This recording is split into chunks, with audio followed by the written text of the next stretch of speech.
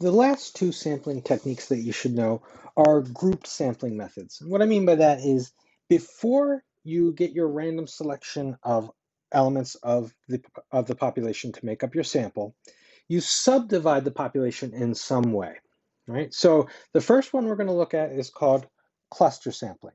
Right? And in this case, to describe this, I'm going to use the population, assume it to be New Jersey's home values. So we're talking about the set of all home values in all of New Jersey. That's our population. It would be difficult to attain information on all of them since there's so many homes in New Jersey. So let's say we want a sample or a subset of that population. Well, with cluster sampling, and also you'll see with stratified sampling, we have to first subdivide it in some way. And if we're working with home values in New Jersey, a natural, logical way that you might want to subdivide the data points is by county. Like you've got Sussex, Passaic, Bergen, and so on and so forth. So there's 21 counties. So we take the set of all home values and divide it by its counties. So there's 21 different subsets.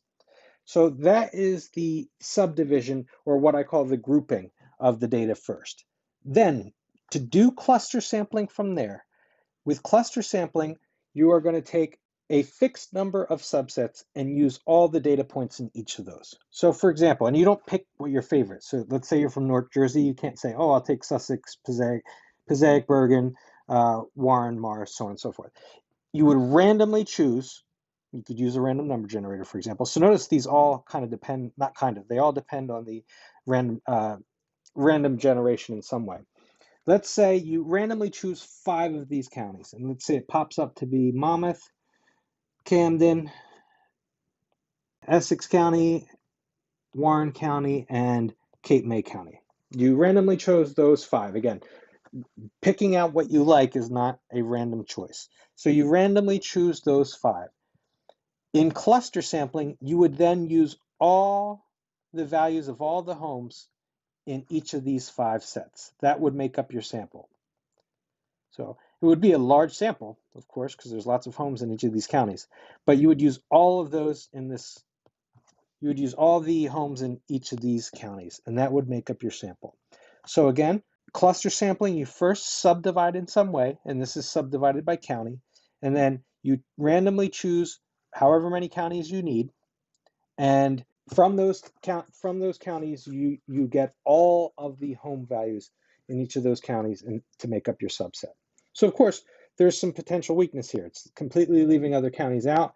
Maybe the most affluent county, for example, is not represented or is represented. Perhaps that's a problem, right? So cluster sampling has its strengths and weaknesses, just like the other ones. But what's nice about the group sampling is you can, if you want to, you can control to make sure you get certain types of data in your sample. So that's cluster sampling. Stratified sampling is very similar. So let's go through this again. Again, we'll use the same population, New Jersey home values, and we already have the data subdivided. It's grouped. The Sussex stuff is together, the Passaic, the Bergen, Ocean, Burlington, so on and so forth. So we're subdividing it by county. Now, again, if our population is New Jersey home values and we have these subdivisions over here, to come up with a stratified sample, instead of taking entire clusters or entire counties, you're going to take some from each of them. So let's say you wanted a sample of size 210. You wanted 210 home values. Given that there's 21 counties, you could get 10 from each, and that would give you your total of 210 data points. So you don't use the entire county. You just take a specific amount from each of them. You don't leave any of the counties out, you take some of each of them. Now, you can do other types of sampling like this where you weight it differently. Maybe you take twice as many from Sussex as from Bergen for whatever reason. But this is just a basic stratified sample of taking, let's say, 10 from each of these. So you wouldn't miss any of them. You want to take 10 from all of the counties and put all those together to make up your sample. So whenever you're doing a problem, trying to figure out what type of sampling technique is used, you want to remember that stratified and cluster are group sampling methods and the other two are not. Let's take a look at a few examples. We need to be able to distinguish between the different types of sampling methods. So for this example here, Suppose Brookdale wants to conduct a study on their students' pet preferences for whatever reason. They want to know what their students like for pets. Label the type of sampling technique used in each scenario below. So let's quickly just run through all four of them. And each one is one of the four different methods that we talked about. So let's say they survey 100 randomly chosen freshmen and 100 randomly chosen sophomores. They could randomly number all the students from 1 to 10,000, because there's roughly 10,000 students. Then, starting from student 147, they take every 37th person until they reach their desired sample size. It's another way. All of them are legitimate ways. They survey all the students in 5 randomly chosen majors, and they survey students with randomly chosen ID numbers acquired by our number generator app. Again, there's 4 scenarios here representing the 4 different sampling techniques that we just talked about. Let's quickly just put the names of the sampling techniques up top here as a reminder, and then we got to match them. So you've got simple random, we've got systematic, we've got cluster, and stratified. And I highly suggest when you try to do a problem like this that, again, you got to recall that these two are based on grouped data. The data is subdivided in some way. Or you could say subdivided data instead of group data, however you want to think about it. So if you read through these 4, which ones are they subdividing the data first? So the population is a set of all 10,000 students. Are they subdividing them some way in A? So for example, they survey 100 randomly chosen freshmen and 100 randomly chosen sophomore. Well, yes, they're subdividing them into the freshmen and the sophomores. So this is one of the group methods. Let me put a star next to this, for example. Are they first subdividing the students in the randomly number, all the students from 1 to 10,000, starting from student 147, they take every 37th person until they reach their desired sample size? No, they're not breaking them up by class or anything else. So this is not a grouped method here. Part C, they survey all the students in 5 randomly chosen majors. Is it grouped here? Have they grouped the students in some way? Yes, they have. Talking about grouping them by majors. So this one is also a grouped method, and they survey students with randomly chosen ID numbers acquired by a number generator app. They are not grouping the students first.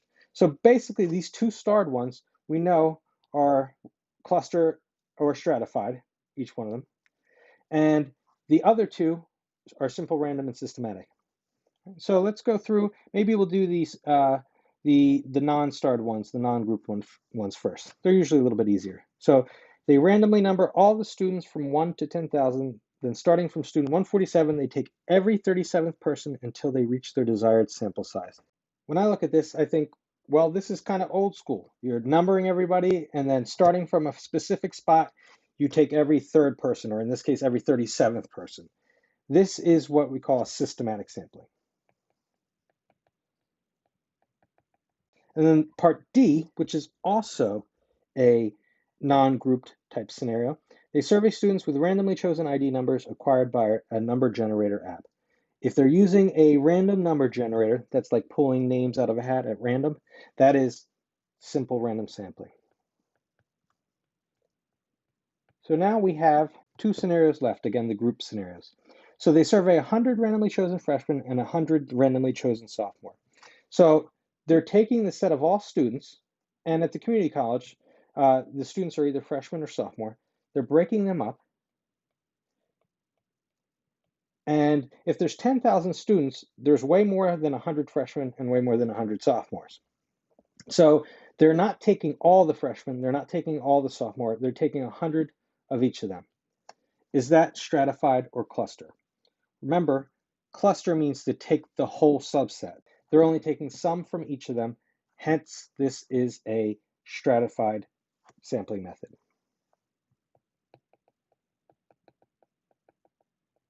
Whereas in part C, they survey all the students in 5 randomly chosen majors. Now, over here, this is the set of all students. They're now breaking them up by major. So for example, you've got English here, math, physics, so on and so forth, business. Right? They've got it divided up by major. And are they taking some from each of the majors? Well, no, it specifically says to take all the students in 5 randomly chosen majors. So they're going to use the entire cluster. So it's not like they're going to use some of the English students. They're going to use all of the English students. And let's say randomly the physics department gets chosen or the major gets chosen. They use all of those. So if they're using entire clusters, that is cluster sampling.